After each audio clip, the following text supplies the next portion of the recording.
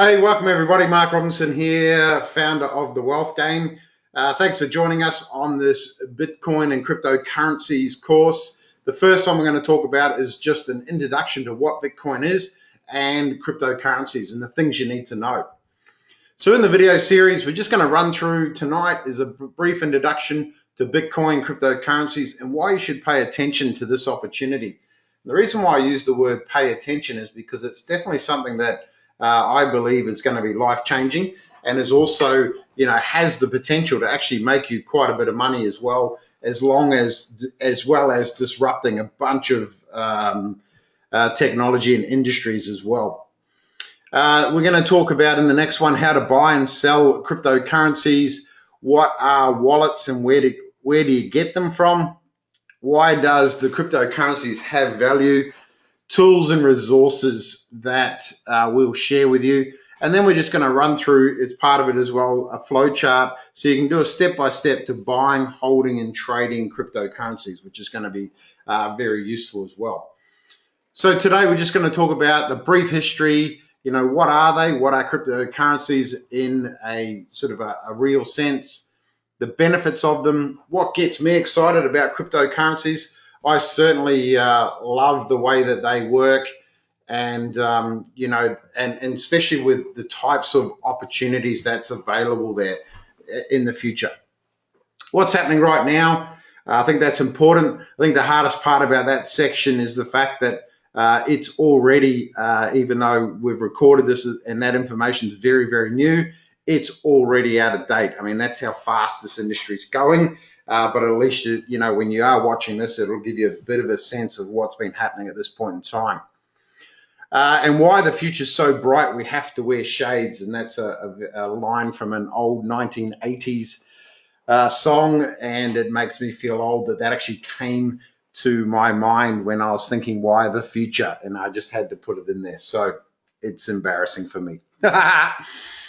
So guys, let's run through a brief history of Bitcoin itself. It was the one of the first Bitcoins, the cryptocurrencies that were available, and that's why most people see it as it's the grandfather and it's the most solid, and right now it's the most valuable there as well. So back in about 2008, 2009, the birth of Bitcoin came about. There was someone going by the username Satoshi Nakamoto, and he released a paper on a cryptography mailing list. And it was a 9-page paper entitled Bitcoin, a peer-to-peer electronic cash system.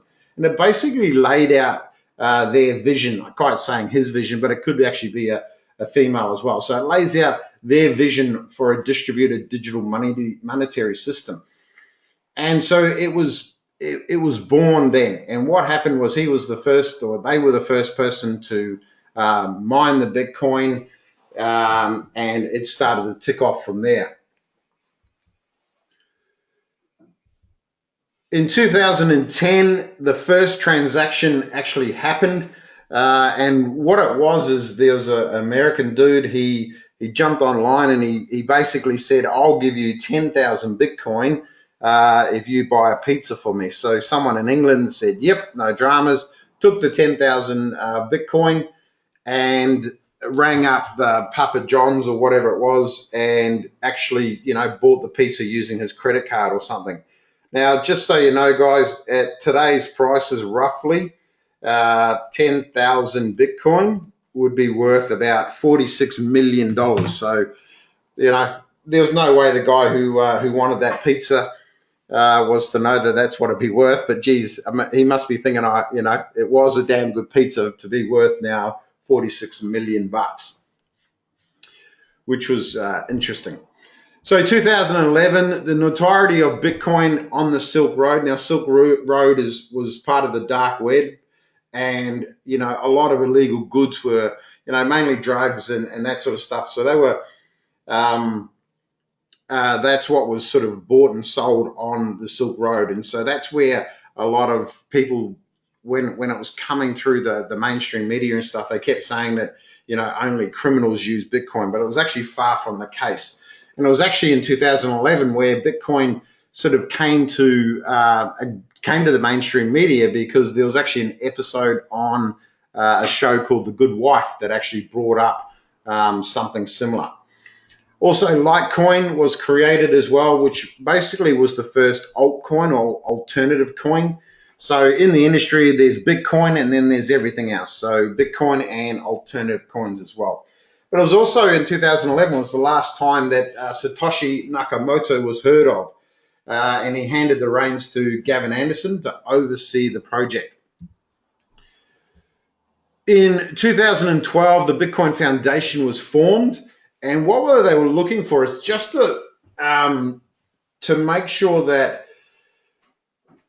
they wanted to, have it so that there was an organization that could help, not just one person's ideas, and they wanted to, bring together both of them there as well. So, and its role was to fund core development, represent the currencies to government and conduct outreach and education, right? And later that year, a Bitcoin exchange called BitcoinCentral.net was licensed, similar to a bank in Europe. So it was quite a big step for Bitcoin in 2012. 2013, the world really does start to wake up to Bitcoin. And if I have a look, like I remember seeing myself personally, seeing Bitcoin when it was around $40. I didn't quite understand the concept way back then. And then when it came back to my attention, when I had a bit more time around, when it was about $400 to $500. So yeah, and I've been interested in it ever since. Hundreds of altcoins had exploded onto the scene, and Cyprus back in 2013 was actually bailed out by the EU. And what happened in Cyprus was a lot of the banks were going broke. So they actually took up to 50% of their clients' deposits. So if you had $100 in the bank, you're only left with $50 once the bank took their share, just to help bail them out with their mistakes. And what that did is it actually allowed, people in Cyprus started going, well, we don't trust banks anymore, so we're actually going to go look for something else. And Bitcoin was their choice to get things outside the banking system. 2014, China closes down some of its major exchanges. They were wanting to have a real good review as to what all this cryptocurrency was about. And, they basically wanted to start to regulate it. Mt. Gox, which was one of the biggest exchanges at the time in 2014, they actually closed, losing about $40 million. And there was a bit of, issues around whether it was stolen or hacked or whatever the case. And in fact, only I think earlier this year, 2017, they've actually found one of the people who actually hacked into it. So, they might end up finding that money at some point down the track.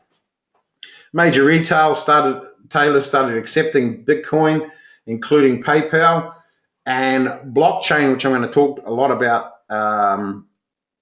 shortly, is looked at without the currency part. Now, blockchain in a nutshell is just what the actual what the currencies work on. So it's like the software or the code behind it. 2015, banks actually start to see the benefits of the software and code blockchain. So they've started looking at it going, hey, how can we utilize this in our own everyday banking world? Microsoft actually launches blockchain on its Azure platform. And there are crises brewing from the block size debate. Now, I'm not going to get into this in any of it, but basically it's already happened now. Bitcoin is split into two, and it may actually possibly split into three because the foundation, effectively, they couldn't agree on how to, make the code and make Bitcoin itself a lot easier down the track. So, I won't go into that. You can go read that online. There's a bunch of articles around it. 2016, the world becomes bullish on blockchain as well, and cryptos in general. Like last year was an incredible year, and even 2017 so far, it has been some amazing returns in this space. So it's really exciting. In 2017, the USA, they're still trying to control, the world's money. In fact, there's a bill in front of their house at the moment where, if, say, for example, if you have Bitcoin, more than $10,000 worth of Bitcoin on your phone, like in a wallet or an app, they basically can confiscate it and also put you in jail for up to 10 years and $500,000 fine, or both. So you've got to be very careful as to, how you're going to store it and stuff, especially entering any USA territories. So what are cryptocurrencies really? Now, the actual, the simplest definition is limited entries in a database no one can change without fulfilling specific conditions. I mean, that's it. If you take away all the noise around cryptocurrencies and reduce it to a simple definition, that's it. All right. And in reality, that's how you can define a currency. You take the money out of take the money on your bank account. What is it more than entries in a database that can only be changed under specific conditions, right? You can take out physical coins and notes, right? Unlike Bitcoin, you can't do that, but that's what it is. So we're looking at that and how it all works. And how the coins are created is, there is a thing called mining, and I'm going to do a video just specifically on mining as well at some point, but just look in a nutshell, how miners create coins and confirm transactions.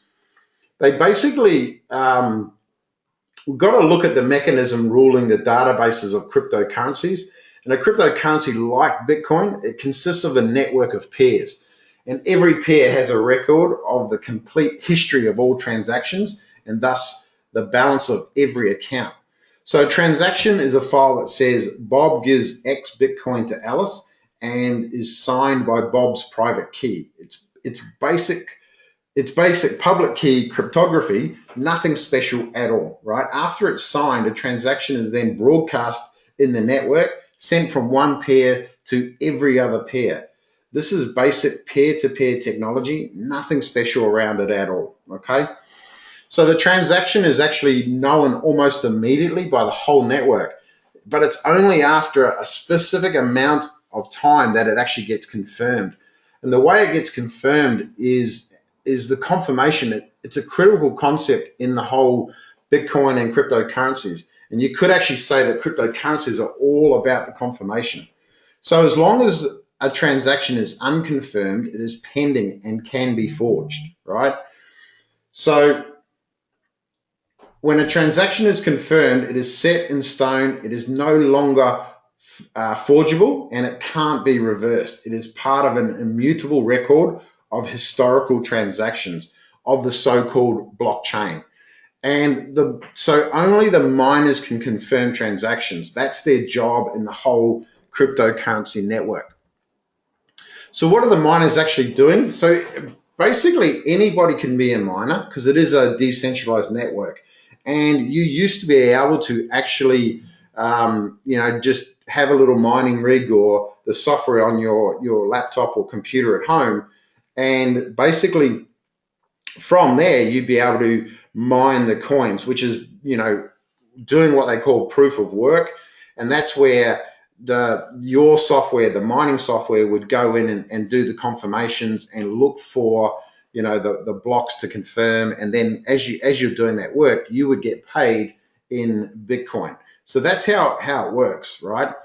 And Bitcoins, they only get created if miners solve the puzzles that are there, or cryptographic puzzles, right? Since the difficulty of this puzzle increases the amount of computer power the whole miners invest. And there's only a specific amount of cryptocurrency tokens that can be created in a given amount of time.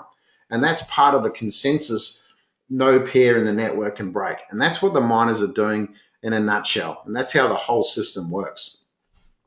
So if we have a look at the transactional properties of cryptocurrencies, effectively they are irreversible. So after confirmation, it can't be reversed. The transactions are there and there forever. And nobody, not even you, your bank, the president of the United States, or, Satoshi himself, not your miner, nothing, okay? So none of them, So if you send money, you send it. That's it. It's gone. Okay. You can't get it reversed at all. There's no safety net. Pseudonyms, neither transactions nor accounts are connected to real world identities. You receive Bitcoins on a so called address, which is randomly seeming chains of around 30 characters. And while it is usually possible to analyze the transaction flow, it's not necessarily possible to connect, real world identities of users with those addresses. We love the fact that it is fast and it's global. And without a doubt, they do get a little bit slow at the moment, and that's what that whole fork was about, to get things faster. Some cryptocurrencies now are exceptionally fast. However, I love the fact that I can send money from here to America, for example, and generally within minutes, they get it in their wallet. Whereas, you try to send it via a bank that fast, it just can't happen. And it's very, very secure. And that's what I love the most. Cryptocurrency funds, they're locked in a public key cryptography system, and only the owner of the private keys can send the cryptocurrency. Okay. So that's the key. And the big thing you want to do when you're locking away your private keys is to make sure that your passwords are exceptionally strong, because again, if someone finds your private keys, they have access to your cryptocurrency. And when we're talking about the in the wallet video, we'll go into a lot more about that.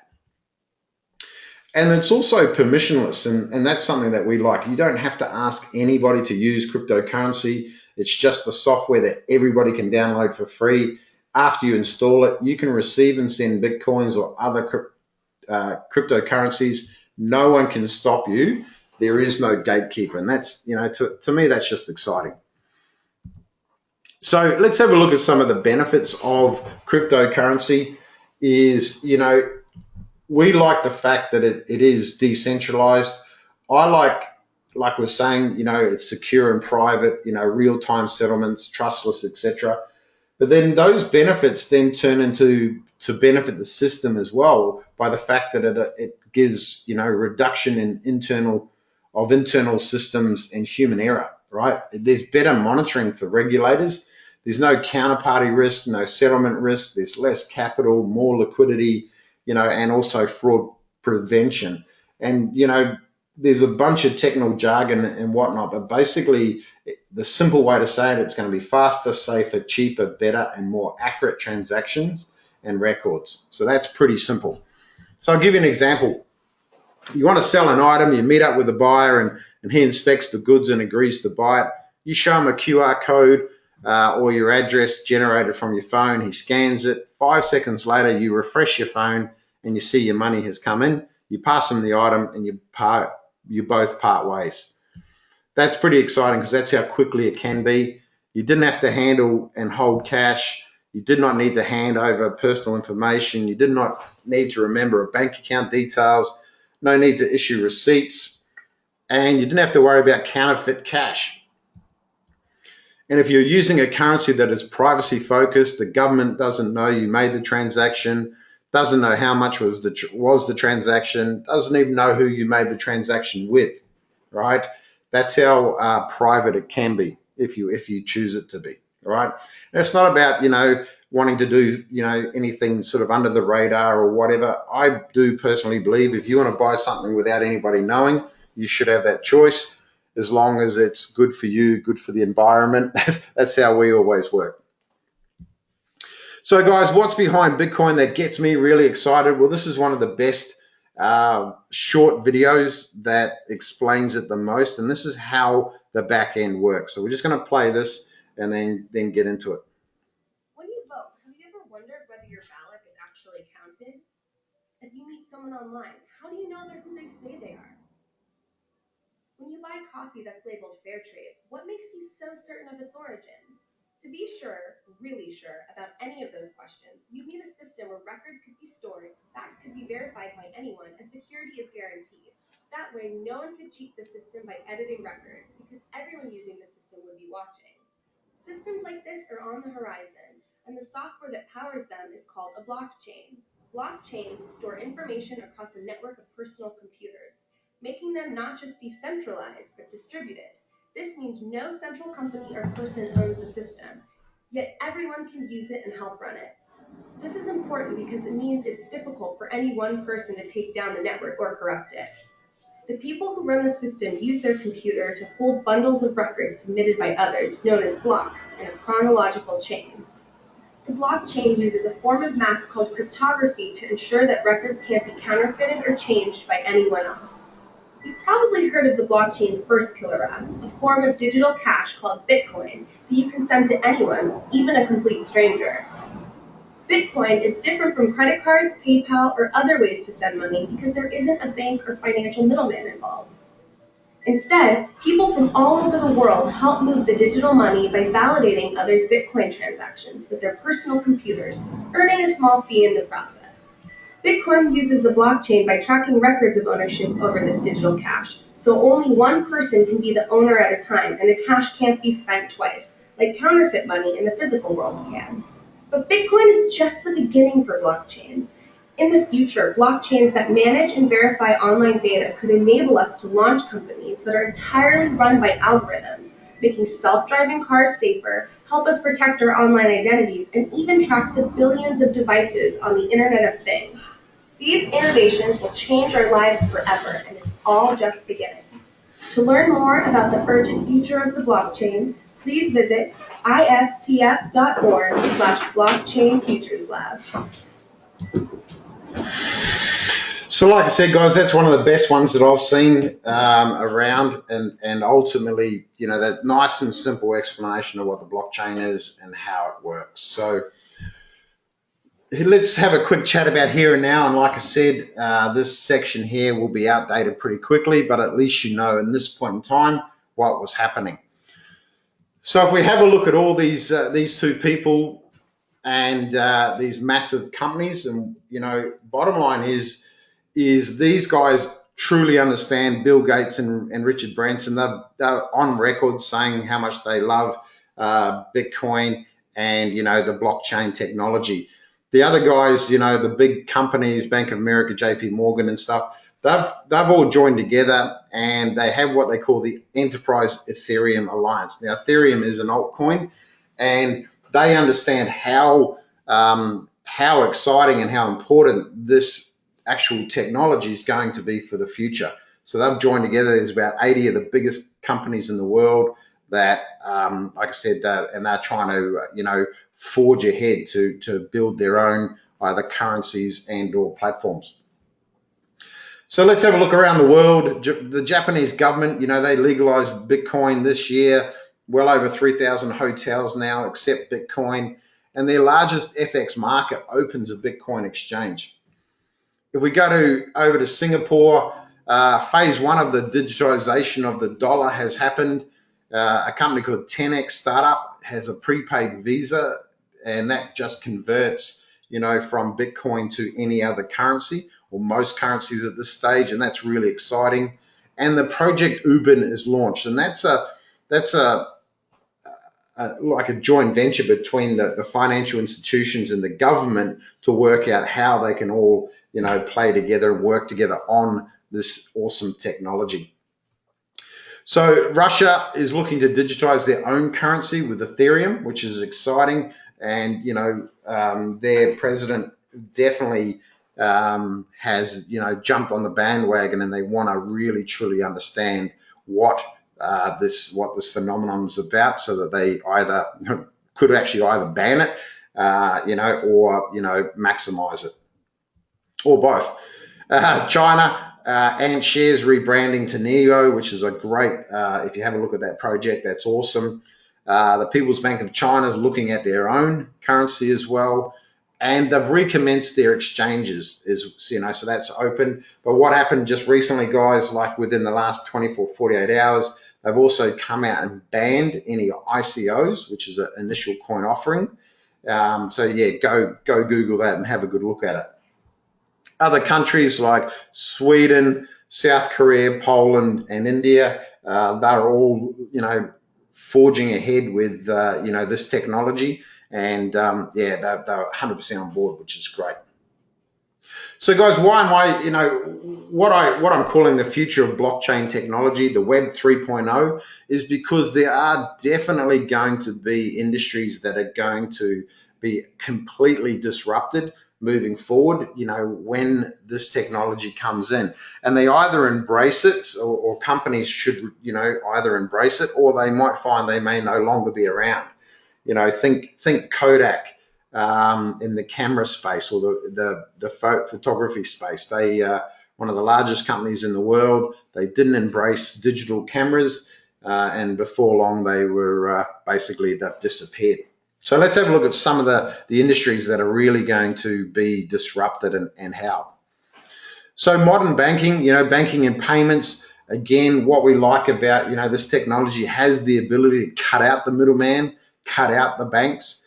And, that's why the banks are actually really jumping on now, because they really want to have an understanding of it and work out how they can still be the middleman to process all these payments and stuff. And look, when you think about it, it might take, decades before somebody doesn't trust dealing with somebody else other than going via a bank. So at least this way, you're going to have the best of both worlds. You'll be able to use the big system, the banking system, but you'll be able to do, change money and send money and receive money in minutes, not weeks.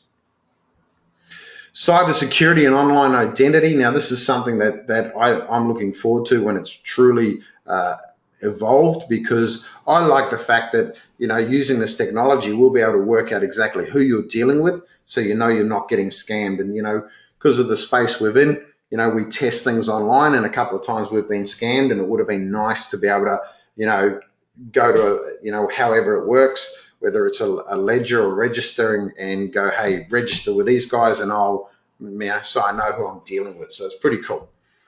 Supply chain management, end to end, knowing exactly where your goods are. This is going to be fantastic for the long term, and it should cut down a lot of transportation costs as well. Ensuring the end user gets your donations. So charities, this is something that is really close, because we give a lot of money or time or skills every year, and one of the things we want to make sure is where the money's going to. And unfortunately, some of the biggest charities in the world, about 90%, sometimes even more, 90 cents in every dollar, goes to running the charity. So only about 10 cents goes to the end person who actually needs it. This is going to be able to, get rid of a whole lot of administration, which will be good for the end user and who's giving it. Vote now. You'll be unable to rig elections by using blockchain. You wouldn't have to do a bloody postal vote, wasting $122 million of our money. You could just get online knowing that it's going to be 100% legit, because you can't defraud it at all. And this would save us a lot of money, and I wish the government would truly understand that. And the next slide, guys, is probably why, is they really get that this can reduce the need for governments, because a lot of our decision making can be done, as the people, and done via blockchain technology. How cool would that be to be able to, effectively self-govern ourselves using this sort of technology? And that's why the governments are absolutely shitting themselves, and why they won't at this stage embrace it as much as they should. Definitely in terms of some of the government departments, it would help reduce social security fraud, because again, you'll have that one identity and it all blocks up, and you can't defraud it using the blockchain technology. The energy management, this is really exciting, and it's good to see, some companies closer to home there in New Zealand. And basically, the way it can work is that, if you've got solar and we're on the blockchain technology and we're working on energy management, our house could be producing too much energy, and we can basically send it through the grid to, another place that needs it more than us. Really good use of our resources. Protecting your IP online, and a lot of the music industry, for example, is already well and truly on board, and they've got a couple of projects that are happening, so that you go to download their music, it's now soon it'll be connected with blockchain technology, and you won't be able to do that at all. So, to me, that's pretty exciting. I can't remember the last time I downloaded anything online in that situation. So, yeah, I think it's perfect. Retail shopping, we've already seen how much it's changed, now, and now this will get even better because there'll be, accurate tracking, there'll be a permanent ledger, cost reduction, and increased transparency to be able to deal with retailers online. Real estate, you literally would be able to buy and settle on the same day, okay, with this technology. Once we have the lands department, all the properties are registered using blockchain, the banks and stuff, you'll be able to go to an open home in the morning, put on a contract, agree to a price. The broker then sends through pushes a button because it's already done, approved, valuation done, and settled that afternoon. That's how quick it can be with this technology. So cool. Crowdfunding and made easier and transparent. So when companies are raising money, you'll be able to know exactly what it's for, how they've spent it, and that sort of stuff. So, this is a space that's happening more and more, which is cool. And if you have a think about it, have a look at your industry. Any industry can be disrupted with this technology, and that's what I love about it. All the way through, from the food industry right through to governments and private and big, large organizations. It's going to be pretty damn exciting. So, guys, coming up, I hope that was interesting. Coming up in the next videos, we go, how do you buy and sell cryptocurrencies? What are cryptocurrency wallets? Why do cryptocurrencies have value? Tools and resources, flowcharts